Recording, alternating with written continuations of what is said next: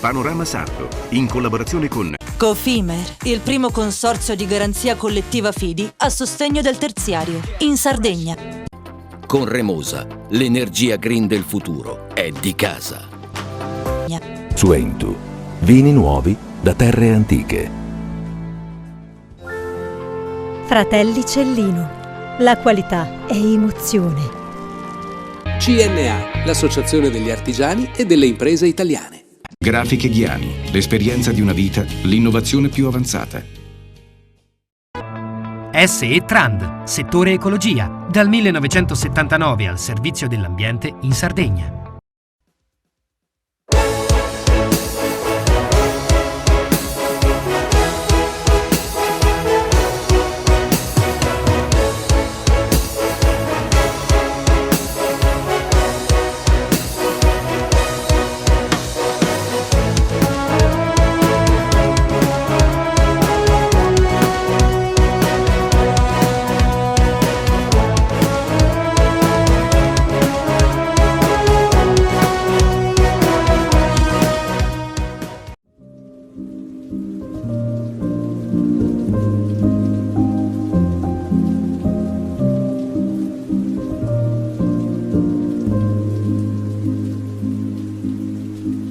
In apertura di trasmissione facciamo il punto su quello che sulla carta dovrebbe essere il progetto industriale e scientifico più importante per lo sviluppo futuro della nostra regione. Parliamo di Einstein Telescope ed il 2026 è iniziato con un accordo decisivo che ha trasformato una candidatura locale in una proposta europea strutturata, rafforzando il ruolo dell'Italia e della Germania nella ricerca scientifica ad altissimo livello, che rappresenta un passo avanti significativo nella diplomazia scientifica, trasformando il progetto ET in un'importante operazione di cooperazione internazionale e innovazione tecnologica. E proprio ieri alle 13 è scaduto il bando promosso dal Consorzio Interuniversitario per l'Università Telematica della Sardegna per la selezione delle 6 figure professionali da impiegare nell'attività di divulgazione del progetto. Ma andiamo per ordine, partendo dal semaforo verde che era arrivato dalla conferenza di servizi preliminare sullo studio relativo allo sviluppo di fattibilità tecnica, economica e ambientale del futuro osservatorio di onde gravitazionali. La conferenza, promossa dall'Istituto Nazionale di Astrofisica, dall'Istituto Nazionale di Geofisica e Vulcanologia e indetto dal Ministero delle Infrastrutture e dei Trasporti, ha rappresentato un passaggio fondamentale del percorso autorizzativo e di collaborazione tra le amministrazioni statali, regionali e locali e i diversi enti coinvolti nel progetto, che sono stati chiamati ad esprimere le proprie osservazioni e raccomandazioni sullo studio di prefattibilità per Einstein Telescope. Quest'ultimo è stato realizzato da una cordata di aziende italiane, con un'importante componente di imprese sarde che operano a livello internazionale, guidate da Rock Soil Spa, nell'ambito del progetto finalizzato a sostenere la candidatura italiana e a ospitare Einstein Telescope nell'area di Sosenatos nel Nuorese, e costituisce l'elemento principale della proposta italiana, con un livello di dettaglio adeguato a sostenere la candidatura a livello europeo. Lo studio comprensivo dell'esecuzione dei sondaggi e della valutazione preliminare di impatto ambientale per le opere infrastrutturali, edili e impiantistiche, sia sotterranee sia in superficie, nell'area candidata. Già la conferenza di novembre aveva espresso all'unanimità una valutazione positiva sul progetto. Si trattava di un atto sostanziale che confermava la fattibilità di realizzare l'esperimento in Sardegna, rafforzando così la candidatura, e costituisce l'elemento principale della proposta italiana, con un livello di dettaglio adeguato a sostenerla a livello europeo. Si trattava di un atto sostanziale che confermava la fattibilità di realizzare l'esperimento, rafforzando così la candidatura di un'infrastruttura di ricerca per cui erano in lizza la regione Mosarreno, al confine tra Paesi Bassi, Germania e Belgio, e un sito in Sassonia, la cui candidatura era stata ufficializzata a fine 2025. Con il via libera della conferenza di servizio di fine anno si era fatto quindi un passo decisivo verso il futuro per accogliere una delle più innovative infrastrutture scientifiche europee in fase di sviluppo. E quando all'inizio dell'anno a Roma è stato sottoscritto l'accordo con la Sassonia, si è arrivati alla chiusura del cerchio. Una partnership strategica tra Italia e Germania per l'Einstein Telescope che potenzia la candidatura del sito di Sosenatos e rafforza la cooperazione scientifica per realizzare l'infrastruttura, prevedendo una configurazione a doppia L con osservatori gemelli in entrambi i siti per massimizzare la sensibilità. Questo accordo è stato un passo cruciale di diplomazia scientifica, unendo forze e risorse per un'ambizione scientifica europea comune, supportata dalla decisione finale del sito, con la Germania che deve ancora scegliere tra i siti di Lusatia e Maastricht. È un risultato che ha rafforzato in modo forse decisivo la candidatura italiana e sarda, frutto di un impegno condiviso tra istituzioni, comunità scientifiche e territorio, su cui il governo e il Ministero dell'Università e della Ricerca hanno sempre creduto e investito con convinzione, ha sottolineato il Ministro dell'Università e della Ricerca Anna Maria Bernini. Einstein Telescope è una sfida scientifica e tecnologica di portata straordinaria, è un'opportunità unica per l'Italia e la Sardegna. Abbiamo unito le forze con una regione d'Europa e con un paese come la Germania che hanno molte cose in comune rispetto alla Sardegna, il fatto di essere una regione mineraria, il fatto di avere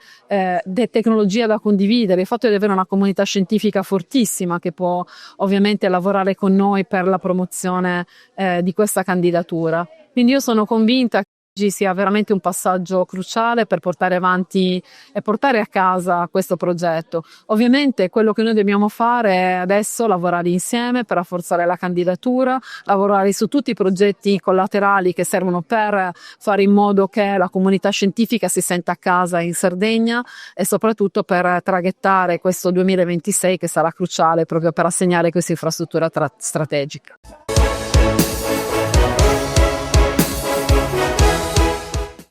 Cofimer, consorzio di garanzia collettiva Fidi, dal 1977 a sostegno del terziario. Il partner migliore nella ricerca di finanziamento più adatto a voi e nella trattativa per ottenere un fido alle migliori condizioni. Cofimer, il primo consorzio di garanzia collettiva Fidi a sostegno del terziario, in Sardegna. Ogni giorno selezioniamo con cura il nostro raccolto.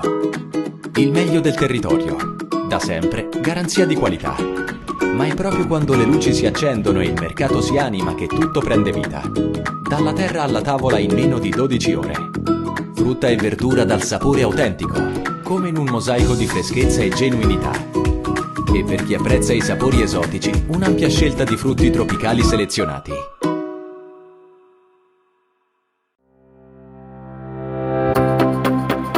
Remosa, in attività in Sardegna dal 1955. Oggi è leader nazionale nello sviluppo del progetto Idrogeno Verde. Con Remosa, l'energia green del futuro è di casa. Difficile rapporto con le banche? Conta su CNA. CNA, l'associazione degli artigiani e delle imprese italiane.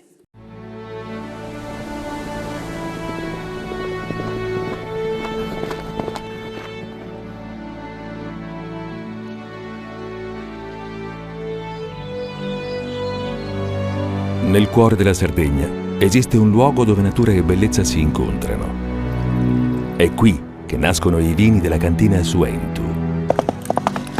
Suentu, vini nuovi da terre antiche. Fai impresa, la fai bene, meriti credito. Le garanzie diventano importanti. Il fondo di garanzia agevola il tuo accesso al credito. Se una banca ti presta denaro, hai garanzia a prima richiesta. Se ottieni 100, la garanzia copre fino a 80. La maggior parte delle garanzie è gratis. Il dettaglio sul sito spheres.it. Siamo la più grande industria tipografica della Sardegna. Dall'81 stampiamo tutte le tirature, su tutti i supporti e con le tecnologie più avanzate del settore, garantendoti elevatissima qualità e la più totale dedizione e cura. Grafiche Ghiani, l'esperienza di una vita, l'innovazione più avanzata. Setrand, settore ecologia. Mettiamo a disposizione la nostra struttura organizzativa fornendo un valido supporto per la gestione dei rifiuti speciali pericolosi e non pericolosi. Grazie agli impianti innovativi ed al costante sviluppo tecnico recuperiamo oltre il 70% dei rifiuti da noi gestiti. Dal 1979 al servizio dell'ambiente in Sardegna.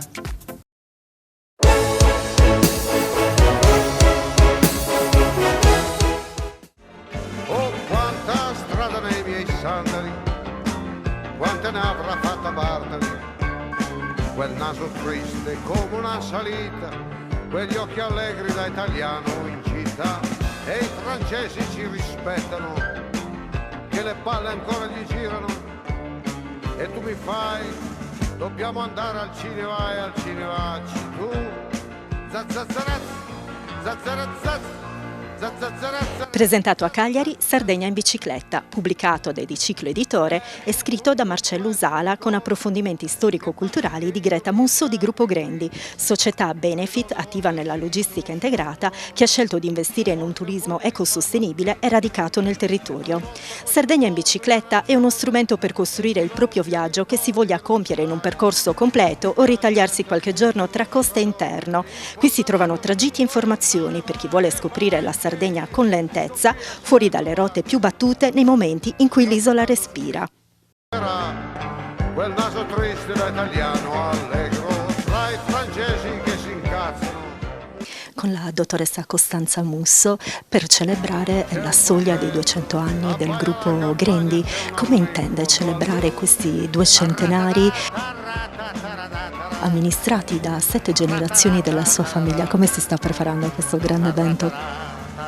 Allora, con cose di questo tipo, come una guida della Sardegna in bicicletta, cioè con cose che non siano proprio solo attinenti al nostro business, quello ci sarà modo e tempo di farlo, ma che siano un po' più il concetto di un'azienda che indubbiamente è in Sardegna da 90 anni, quest'anno facciamo i 90 anni di attività con una linea marittima in Sardegna e che da 200 anni si occupa di logistica. E la bicicletta come si inserisce in tutto questo? Si inserisce perché la bicicletta è un modo molto sostenibile per attraversare un posto bello come è la Sardegna e farlo conoscere. Quindi noi siamo un'azienda nata appunto nel 1828, siamo nati e siamo diventati un SPA, poi siamo diventati una società benefit e adesso dall'anno scorso siamo diventati B Corp. Queste evoluzioni rappresentano il cammino di come le aziende appunto durante la propria storia cambino anche pelle. Noi rimaniamo una società a scopo di lucro, ma abbiamo aggiunto nel nostro statuto, diventando benefit, e poi nel nostro modo di rapportarci e di operare diventando B Corp, tutta una serie di altre cose che non sono strettamente attinenti al business ma che a nostro parere fanno molto bene al business, come appunto occuparsi dei territori, dell'ambiente in cui si lavora, delle persone con le quali si lavora e pensare che fare azienda, fare impresa vuol dire anche occuparsi di tutto quello che non è strettamente attinente all'azienda ma serve a migliorare il sistema in cui si lavora. È veramente molto poetica la policy del gruppo Grendi, però le chiedo in particolare, in questo caso visto il progetto di Sardegna in bicicletta, pensa che la nostra isola sia pronta a proporre dei percorsi di qualità, insomma dei percorsi per esperti o anche insomma dei noleggi più efficienti? Ci sono delle strutture che possano incentivare la cultura e la mentalità del ciclismo turistico slow? Allora io penso che se non si comincia non si saprà mai dove si arriva. Penso che la Sardegna sia pronta ad avere visitatori curiosi, interessati, visitatori che stanno attenti a come si muovono, e la bicicletta è un modo molto sostenibile di attraversare l'isola. E penso che poi tutte queste attività si possono sviluppare progressivamente nel tempo, man mano. Alcune ce ne sono già, e Marcello Usala è proprio quello che ci ha aiutato, ha scritto questo libro, è uno di queste, e altre arriveranno esattamente come è successo in tutti gli altri paesi che hanno sviluppato il cicloturismo. Sono lavori come quello di Marcello Usala, Sardegna in bicicletta, che ci fanno svettare in cima ai titoli della stampa internazionale, come quella che ieri titolava il percorso di Santa Barbara è il più bello del mondo. Una grande responsabilità non solo verso il turista. Come nasce questo progetto, Marcello? Lei è un travel designer. Cosa fa il travel designer? Sono titolare di un tour operator che organizza vacanze in bicicletta in tutto il Mediterraneo, in particolare in Sardegna, dove siamo di base ormai da 22 anni. Il travel designer disegna dei viaggi, disegnandoli in bicicletta, cuce insieme parti di territorio, mettendo insieme esperienze totalmente eterogenee. Non parliamo di vacanze sportive, tengo a precisarlo subito, ma parliamo di esperienze di viaggio profondo, quindi visita e scoperta del territorio, e quindi si parte in genere dalle città dove c'è un aeroporto per poi attraversare grandi porzioni di territorio, cambiando hotel e destinazioni ogni giorno, e quindi scoprendo anche le parti che normalmente sono poco visitate e sconosciute al turismo ordinario. Un libro per famiglie, cicloturisti esperti, cicloturisti neofiti. A chi è dedicato questo libro? Gli itinerari sono stati pensati e disegnati per essere accessibili a chiunque abbia una buona abitudine alla bicicletta, progettati in tappe da 40-50 km giornalieri, quindi i ciclisti più avidi possono mettere insieme 2 tappe in una giornata, ma è pensato soprattutto per chi vuole scoprire il territorio. 40-50 km offrono la possibilità di fare numerose soste durante la giornata, ed è pensato anche per famiglie. È un mix di percorsi su strada e su strade sterrate, mai troppo tecniche e impegnative, e quindi abbiamo veramente voluto pensare a un lavoro che sia il più aperto possibile a chiunque voglia avventurarsi nella scoperta del territorio sardo in bicicletta. La sua è un'opera molto particolare, interattiva assolutamente. Ci racconta cosa troviamo se puntiamo il nostro cellulare sul QR code, che servizi, insomma ci sono dei servizi rivolti alle emergenze, ma anche in generale alle esigenze del cicloturista, giusto? Senz'altro sono i servizi necessari all'organizzazione di una vacanza, e quindi troviamo nella funzione Extended Book, questo è il nome tecnico della funzione, troviamo delle risorse ulteriori che permettono, che saranno aggiornate in continuazione, quindi permetteranno di avere sempre i servizi aggiornati, sia ricettivo che di visita, che a ristoranti, bar lungo il percorso. Inoltre, con un altro QR code si accede alla piattaforma Komoot, che è la più utilizzata in Europa, che permette di navigare direttamente da cellulare gli itinerari. Anche qua non sono le semplici tracce GPS, peraltro queste disponibili sempre sull'Extended Book, ma utilizzando la piattaforma Komoot, dove c'è l'account specifico per la guida, si possono navigare i percorsi, metterli insieme, costruire il proprio viaggio personalizzato e avere una serie di informazioni ulteriori, come attrattori particolari sul territorio, la spiaggia più bella dove fermarsi per un tuffo, il ristorante consigliato da noi per il pranzo. Quindi anche percorsi lontano dal turismo di massa di solito battuto. In che periodo è meglio pedalare? In questo libro sono considerate delle stagioni particolari, dei momenti particolari, se ci vuole dare qualche dritta. Senz'altro.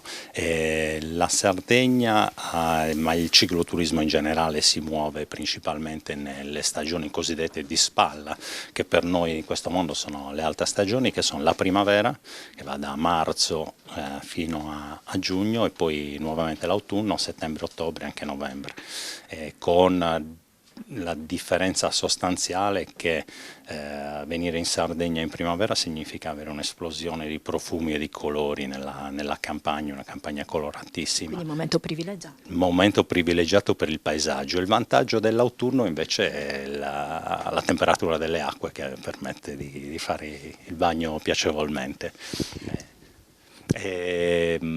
Tuttavia la Sardegna offre il vantaggio, grazie al clima mite, di poter viaggiare tutto l'anno. Noi spesso abbiamo viaggiatori che vengono d'inverno, fino a dicembre si va, che è una meraviglia, basta mettere su una giacca, magari gennaio e febbraio, quest'anno in particolare, poi possono essere un po' più umidi, ma poi da marzo in poi nuovamente è uno spettacolo affrontare la Sardegna. Normalmente sconsigliamo luglio-agosto più che altro perché soprattutto la parte costiera c'è un po' più di traffico e soprattutto i servizi sono più congestionati, quindi magari l'esperienza potrebbe patirne un po'. Ricordiamo che oltre il cuore manualistico della sua preziosa guida, il suo lavoro accoglie anche i contributi di Greta Musso, che si occupa invece della parte più poetica e storica, giusto? Quindi un po' per tutti i gusti, per tutti i lettori. Sì, chiaramente abbiamo detto che sono dei viaggi, quindi non sono delle prove sportive, sono dei viaggi, quindi c'è bisogno di approfondimenti culturali o di interesse di vario genere, e Greta Musso ha fatto un grande lavoro nel trovare degli elementi di interesse sia culturale che storico lungo i percorsi che ho avuto il piacere di tracciare.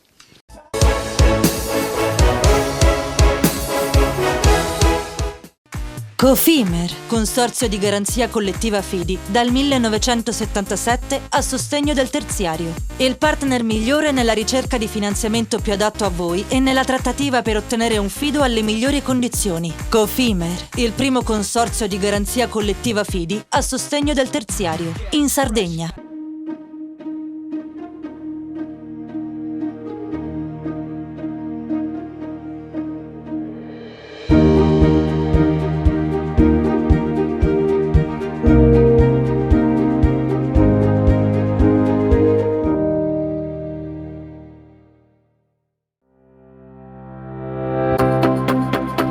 Remosa, in attività in Sardegna dal 1955.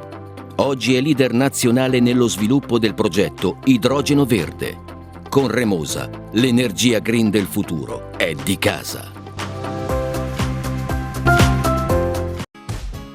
Fai impresa, la fai bene, meriti credito. Non c'è solo il credito bancario. Con i mini bond e le cambiali finanziarie coperti dal fondo di garanzia, i tuoi progetti trovano nuovi investitori che credono in te. Contatta Spheres.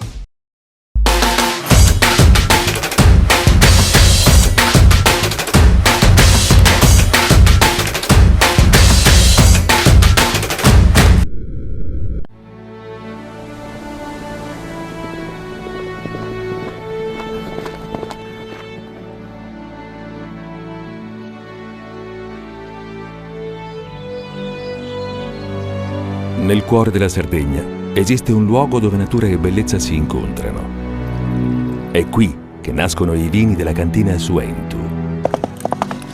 Suentu, vini nuovi da terre antiche. Meno scartoffie e più efficienza? Conta su CNA. CNA, l'associazione degli artigiani e delle imprese italiane. Setrand, settore ecologia. Siamo in grado di attivare il servizio di pronto intervento ecologico in caso di emergenza e con potenziale contaminazione delle matrici ambientali. Forti delle nostre competenze e dei nostri mezzi, realizziamo bonifiche di siti inquinati anche da amianto. Dal 1979 al servizio dell'ambiente in Sardegna.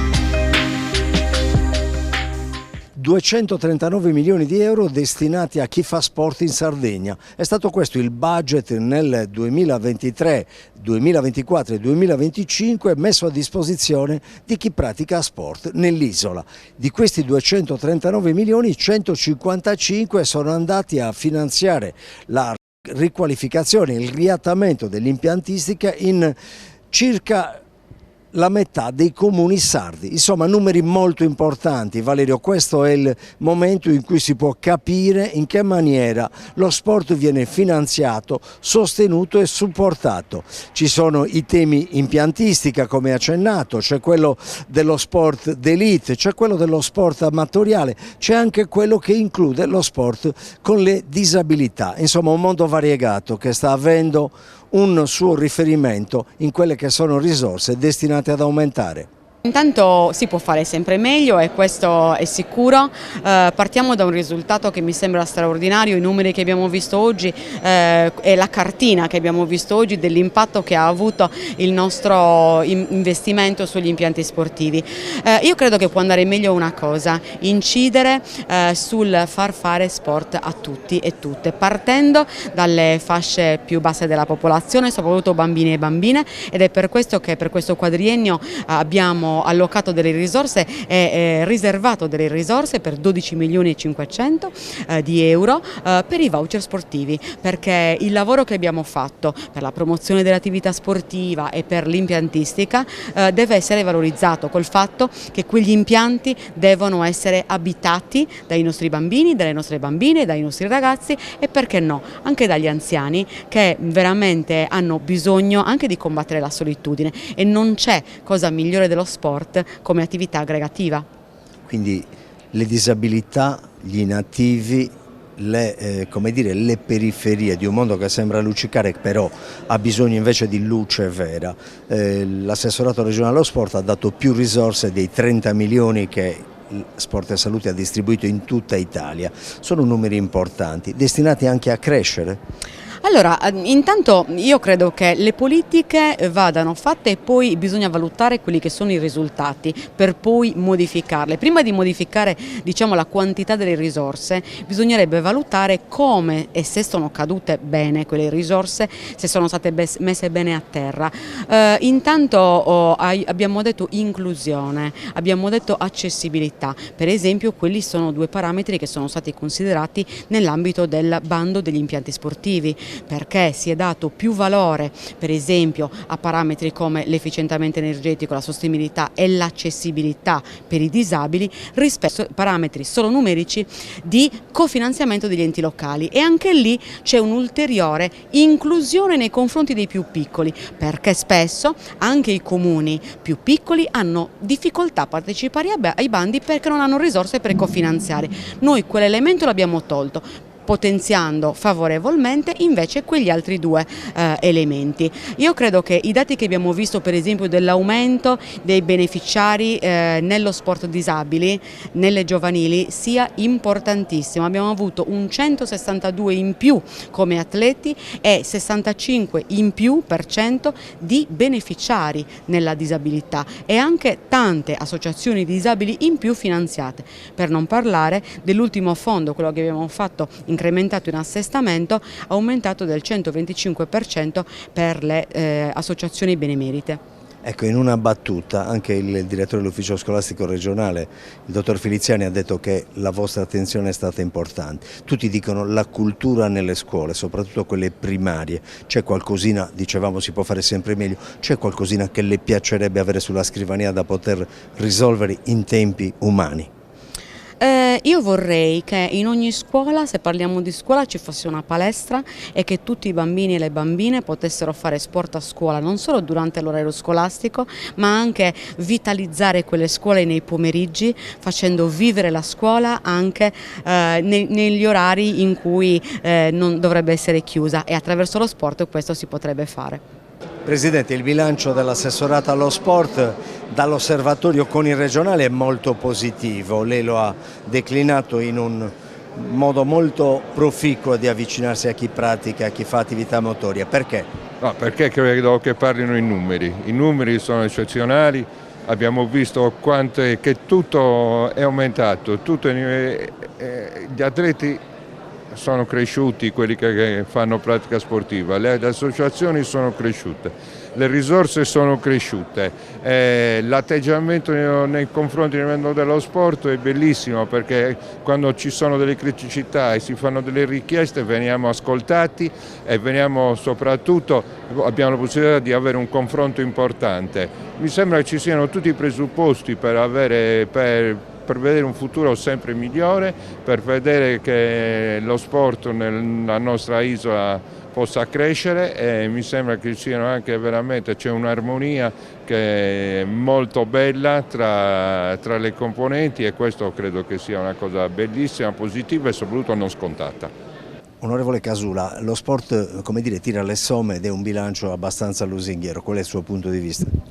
Senz'altro lo sport ha un valore importantissimo per le nostre comunità, non solo appunto per la pratica sportiva, ma da un punto di vista sociale e comunitario. Oggi con la conferenza dello sport abbiamo potuto anche raccogliere i frutti di questi 2 anni dell'ultima giunta di lavoro, con un grande aumento di risorse, un'attenzione particolare proprio al valore sociale dello sport e anche qualche iniziativa per il futuro che può garantire alle famiglie un maggiore accesso allo sport, quindi un buon momento di confronto, ma che ci proietta un futuro che ancora di più valorizza lo sport nelle comunità. Ecco, lei da primo cittadino di Guasila, quindi conosce il territorio, conosce le esigenze meno sottolineate, meno visibili.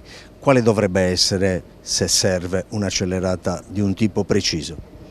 Allora, io posso confermare quanto sia importante investire sull'impiantistica sportiva, senz'altro, su un'impiantistica che sia accessibile a tutti, non solo nella pratica agonistica. Nella mia esperienza, nel nostro caso abbiamo avuto nel tempo la fortuna di investire sull'impianto sportivo.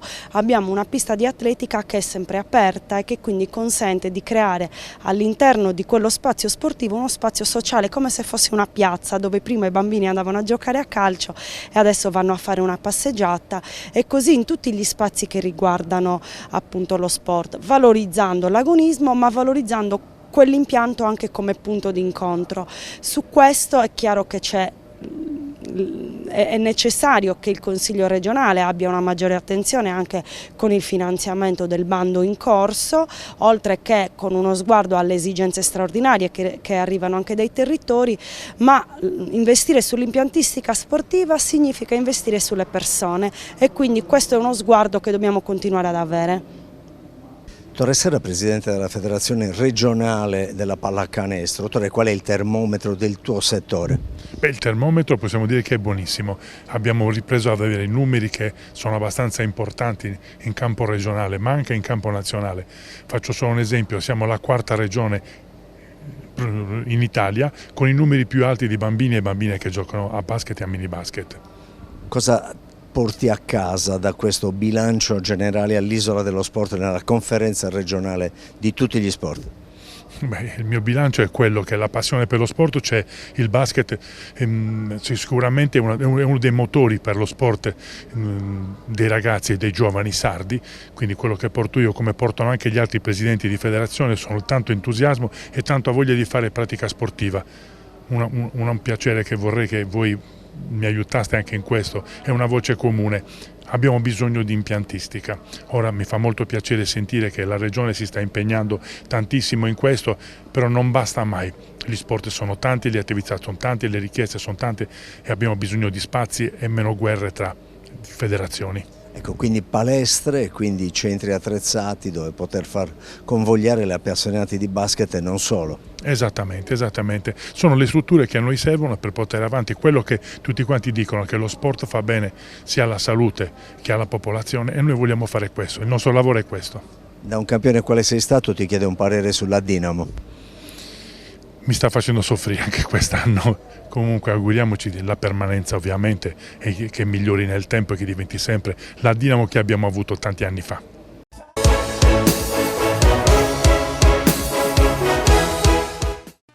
Cofimer, consorzio di garanzia collettiva Fidi, dal 1977 a sostegno del terziario. Il partner migliore nella ricerca di finanziamento più adatto a voi e nella trattativa per ottenere un fido alle migliori condizioni. Cofimer, il primo consorzio di garanzia collettiva Fidi a sostegno del terziario, in Sardegna. Siamo la più grande industria tipografica della Sardegna. Dall'81 stampiamo tutte le tirature, su tutti i supporti e con le tecnologie più avanzate del settore, garantendoti elevatissima qualità e la più totale dedizione e cura. Grafiche Ghiani, l'esperienza di una vita, l'innovazione più avanzata.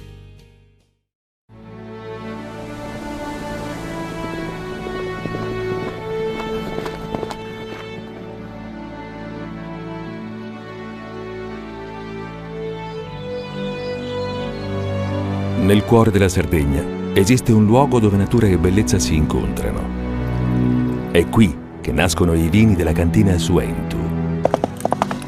Suentu, vini nuovi da terre antiche. Nessuno lotta per la tua impresa? Conta su CNA. CNA, l'associazione degli artigiani e delle imprese italiane. Remosa, in attività in Sardegna dal 1955. Oggi è leader nazionale nello sviluppo del progetto Idrogeno Verde. Con Remosa, l'energia green del futuro è di casa. Fai impresa, la fai bene, meriti credito. Le garanzie diventano importanti. Il fondo di garanzia agevola il tuo accesso al credito. Se una banca ti presta denaro, hai garanzia a prima richiesta. Se ottieni 100, la garanzia copre fino a 80. La maggior parte delle garanzie è gratis. I dettagli sul sito sfirso.it. Fratelli Cellino, mettiamo la nostra qualità in buone mani. La farina per i professionisti. Nuovo mulino, nuove farine. Setrand, settore ecologia. Mettiamo a disposizione la nostra struttura organizzativa fornendo un valido supporto per la gestione dei rifiuti pericolosi e non pericolosi, in linea con la nostra certificazione EMA. Dal 1979 al servizio dell'ambiente in Sardegna.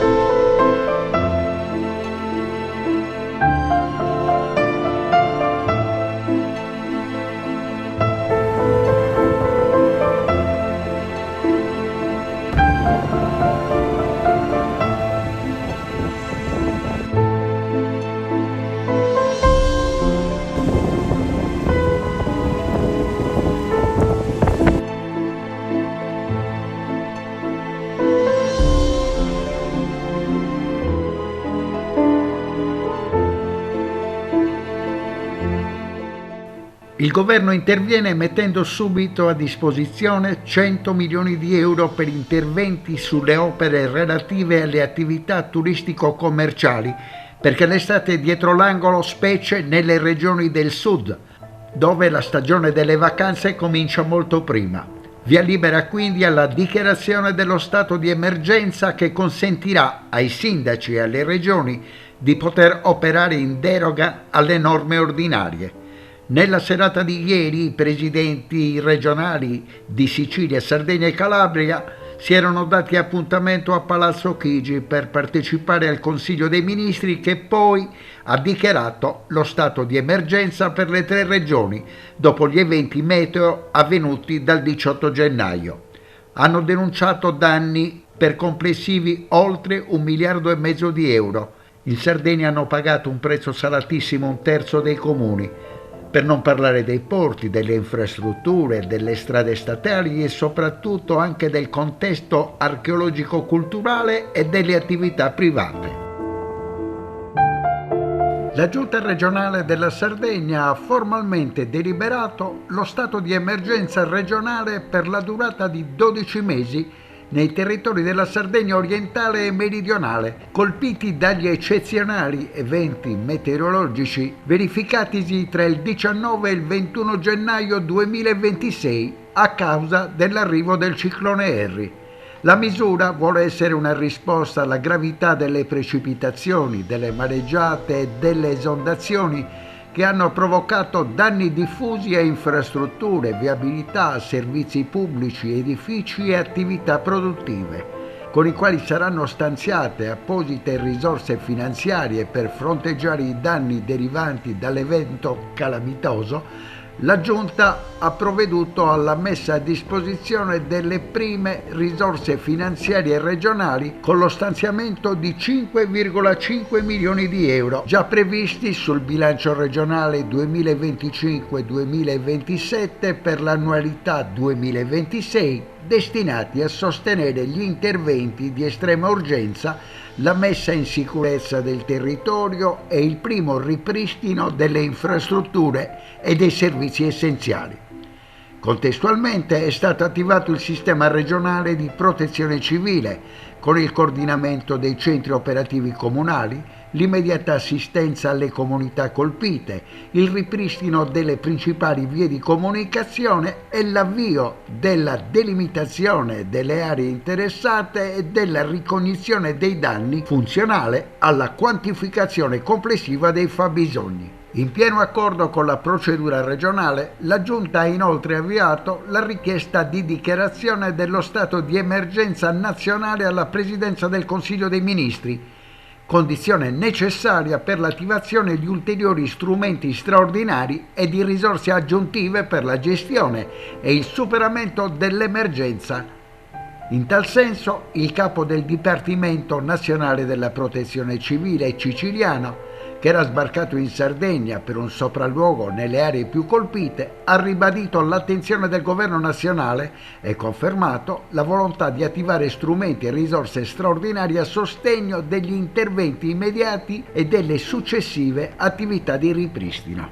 La Regione Sardegna in questi giorni prosegue la ricognizione dei danni pubblici e privati in collaborazione con i comuni e le strutture tecniche competenti, al fine di definire con precisione l'ammontare complessivo delle risorse necessarie al pieno recupero delle condizioni di sicurezza e alla ripresa delle attività economiche e sociali.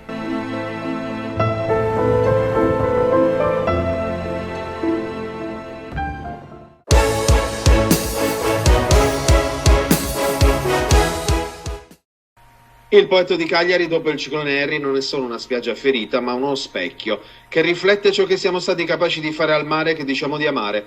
La mareggiata ha spazzato via sabbia, certezze e silenzi comodi, restituendo alla riva per ciò che per anni è stato nascosto sotto la superficie: rifiuti, plastica, incuria e abbandono.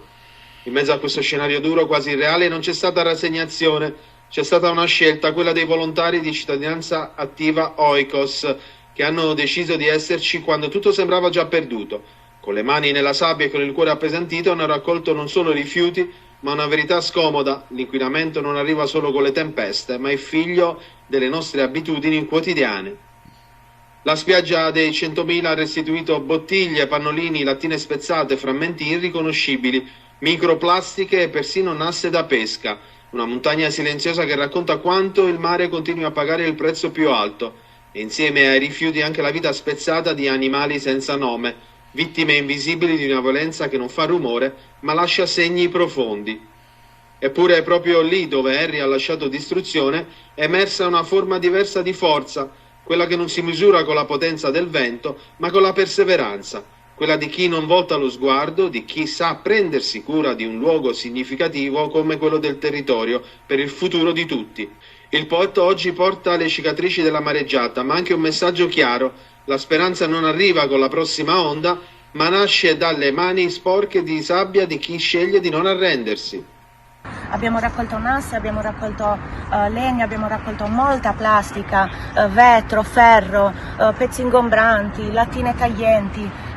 Ahimè c'è tanta fauna marina spiaggiata. C'è stata davvero una risposta inaspettata da tutti. Sicuramente ci sono state 200 mani in più che ci hanno aiutato in questo stato di emergenza, che proseguiremo nei prossimi giorni tra il litorale di Quartu e di Cagliari, perché è veramente un'ampia zona. Uno degli elementi su cui possiamo esprimere sicuramente soddisfazione in un momento così difficile e complesso come quello rappresentato dal maltempo che ci ha colpito per 3 giorni è quello delle associazioni di volontariato, di cittadini che si sono riuniti e hanno sentito il senso di responsabilità di dare un contributo, promuovendo iniziative di pulizia al Poetto, questo pomeriggio alla Villa Romana, domani insieme ad alcune associazioni cagliaritane in collaborazione col Comune di Cagliari nel tratto di confine tra Cagliari e Quartu. È un bell'esempio di responsabilità, sono persone che amano la città e che dovrebbero essere d'esempio per tutte quelle persone che fortunatamente non sono così tante, che la città invece non la amano e si limitano semplicemente a fare gli opinionisti sui social.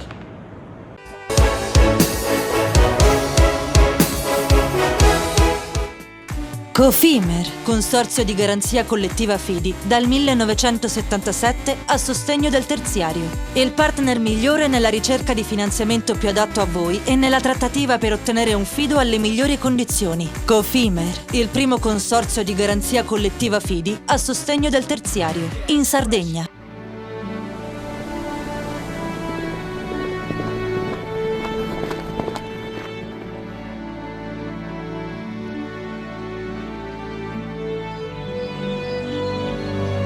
Nel cuore della Sardegna esiste un luogo dove natura e bellezza si incontrano. È qui che nascono i vini della cantina Suentu. Suentu, vini nuovi da terre antiche. CNA, l'Associazione degli Artigiani e delle Imprese Italiane. Remosa, in attività in Sardegna dal 1955.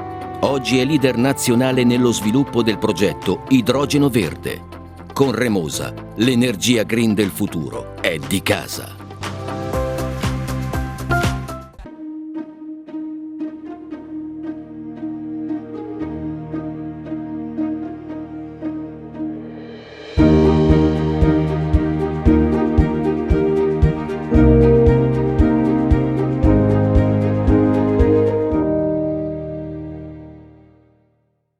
Fai impresa, la fai bene, meriti credito. Le garanzie diventano importanti. Il fondo di garanzia agevola il tuo accesso al credito. Se una banca ti presta denaro, hai garanzia a prima richiesta. Se ottieni 100, la garanzia copre fino a 80. La maggior parte delle garanzie è gratis. I dettagli sul sito sfirso.it. Scopri le fette biscottate speciali Cellino. Latte miele, ciocco-fette e fette di bosco. Tutte senza lattosio e in comode monoporzioni da 4 fette. Per una fetta sempre biscottata. Setrand, settore ecologia. Mettiamo a disposizione la nostra struttura organizzativa fornendo un valido supporto per la gestione dei rifiuti pericolosi e non pericolosi, in linea con la nostra certificazione EMA. Dal 1979 al servizio dell'ambiente in Sardegna.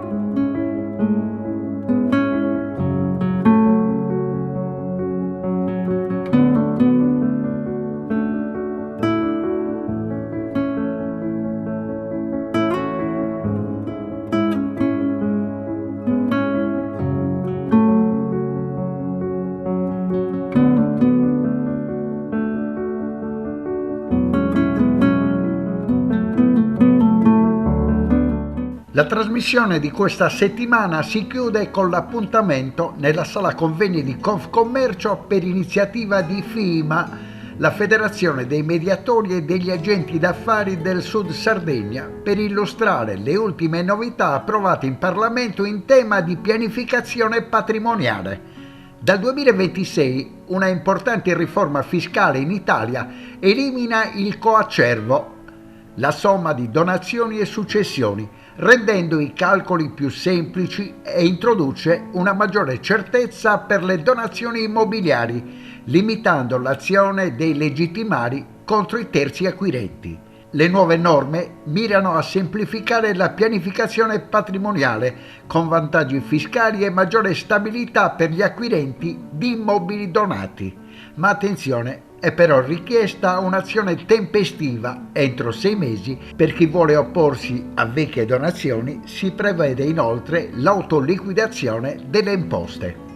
Un argomento importantissimo legato al decreto semplificazioni, in modo particolare all'articolo 44, che tratta proprio la materia delle donazioni, dove c'è stata la semplificazione sul fatto che oggi si può acquistare anche un bene immobile che è frutto di donazioni senza dover incorrere nella restituzione dello stesso immobile, così come succedeva prima. Quindi un passo in avanti, l'accoglimento delle richieste della vostra federazione. Richieste della nostra federazione, richieste tra l'altro anche dello stesso notariato. Infatti oggi abbiamo un notaio che ci spiegherà un attimino anche tutti i meccanismi, e non solo, anche il nostro consulente nazionale che darà indicazioni su come questo decreto semplificazioni ha dato, diciamo, queste innovazioni. Il mercato immobiliare, la visione di Marco Mainas, poi ne parleremo col presidente nazionale di FIMA. Come vedete l'anno che è appena iniziato? L'anno che è appena iniziato, sempre secondo il nostro punto di vista e secondo le proiezioni che abbiamo fatto, anche perché grazie al nostro ufficio studi nazionale c'è il sentiment che comunque ha valutato e ha riscontrato positività in tutti gli operatori del settore, quindi è chiaro che dobbiamo guardare con particolare attenzione tutte le dinamiche legate anche ad altri fattori esterni che comunque sono strettamente collegati al settore immobiliare, come eventi bellici che continuano a esserci, ma in modo particolare anche dazi, tutte situazioni economiche che influiscono poi sull'andamento del settore immobiliare, però lo guardiamo con fiducia e sempre con grande, diciamo, positività. Prima di ritornare al settore immobiliare col presidente Taverna, una domanda per Marco Mainas in veste di presidente di Confcommercio Sud Sardegna. Ieri il presidente Sangallo ha fatto quello che potrebbe essere l'obiettivo 2026, una crescita del settore commerciale che ha dato segnali positivi anche nel fine 2025. Sì, certo, come presidente di Confcommercio, infatti questa è la mia prima uscita ufficiale, diciamo nella mia duplice veste, sia di presidente di Confcommercio che di presidente FIMA.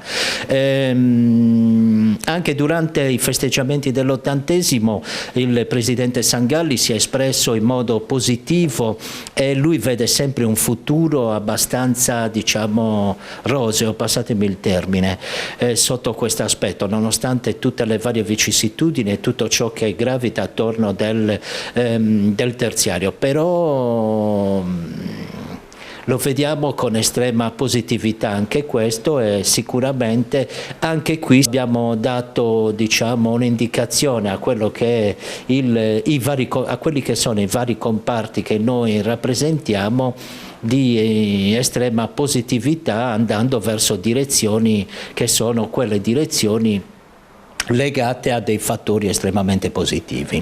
Ritorno al settore immobiliare per un attimo, perché argomento di attualità che poi affronteremo in chiusura di trasmissione. A Cagliari, Centro, Olbia e Alghero non si trovano più appartamenti in affitto perché sono destinati al settore turistico. Questo è un problema, ma non soltanto nella città di Cagliari e nei capoluoghi di provincia sardi, è un problema che viene riscontrato in tutto il mercato nazionale.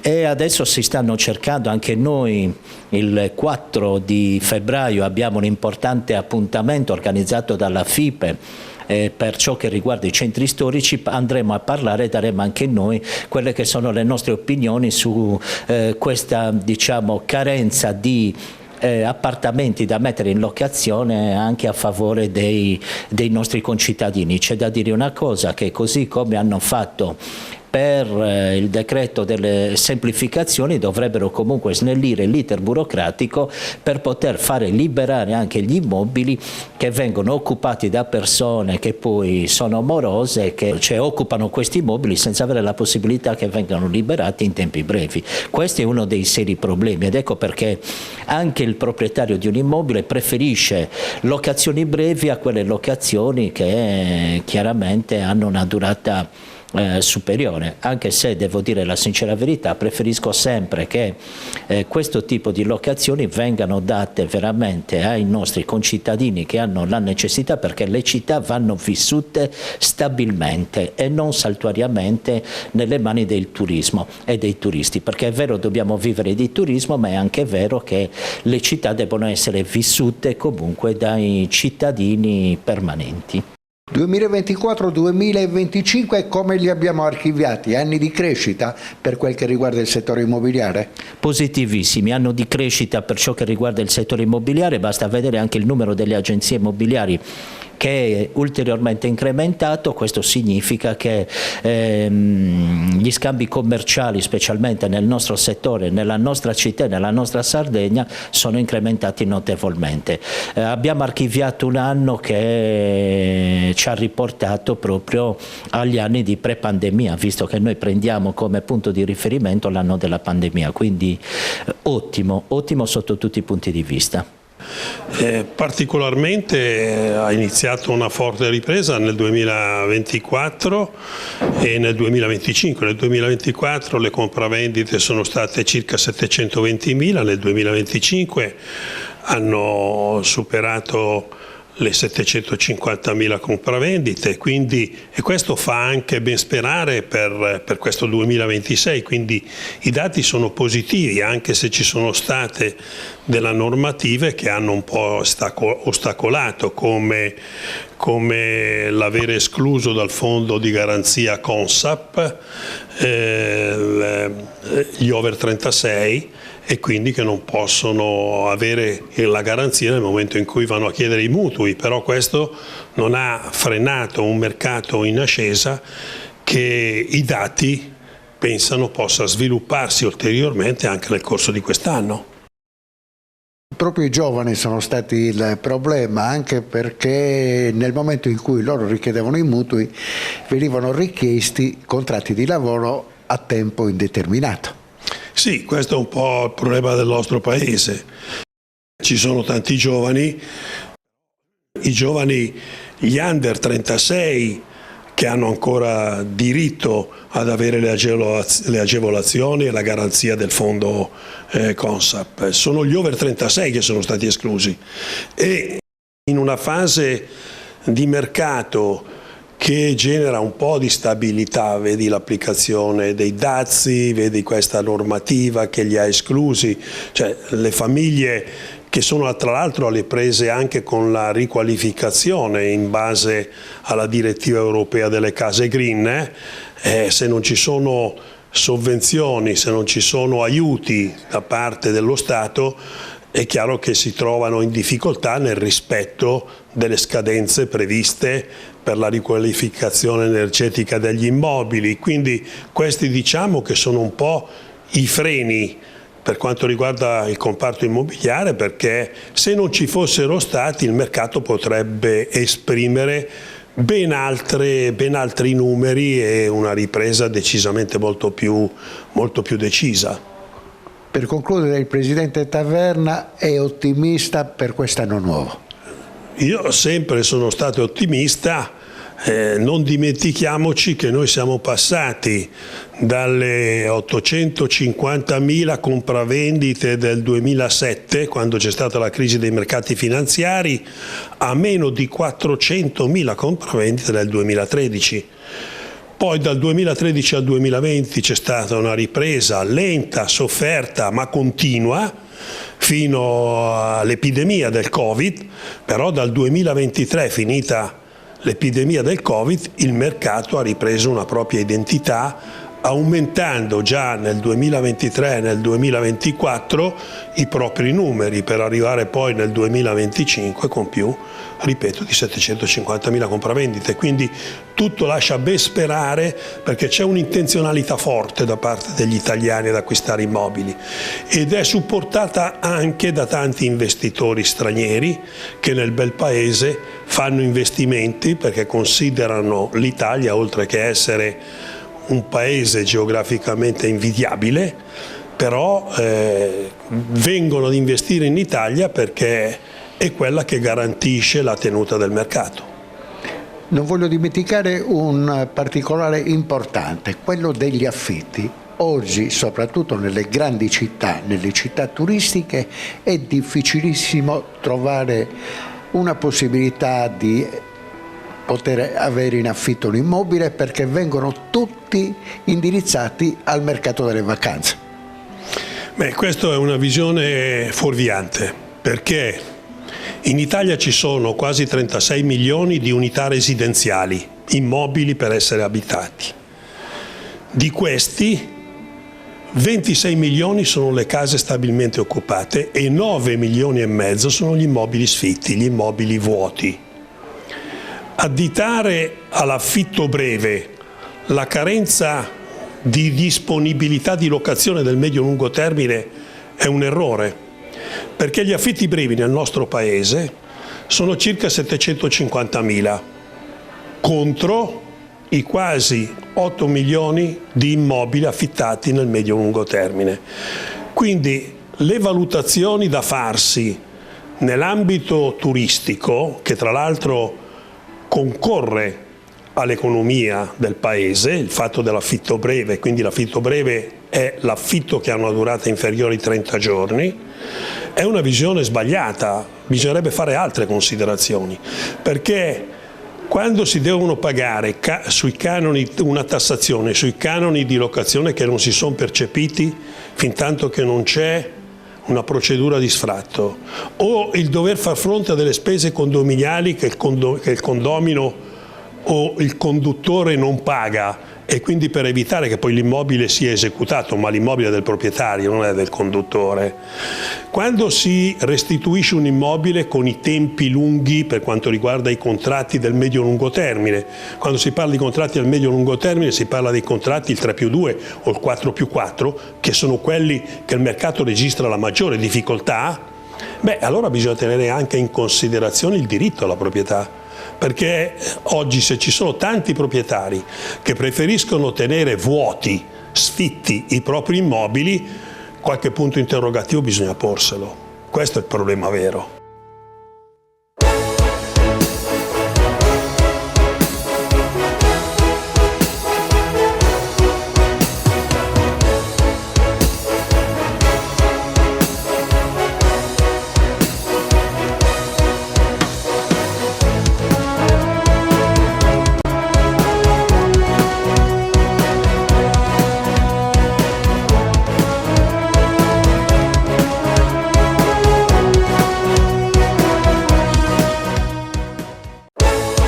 Panorama Sardo, in collaborazione con Cofimer, il primo consorzio di garanzia collettiva fidi a sostegno del terziario, in Sardegna.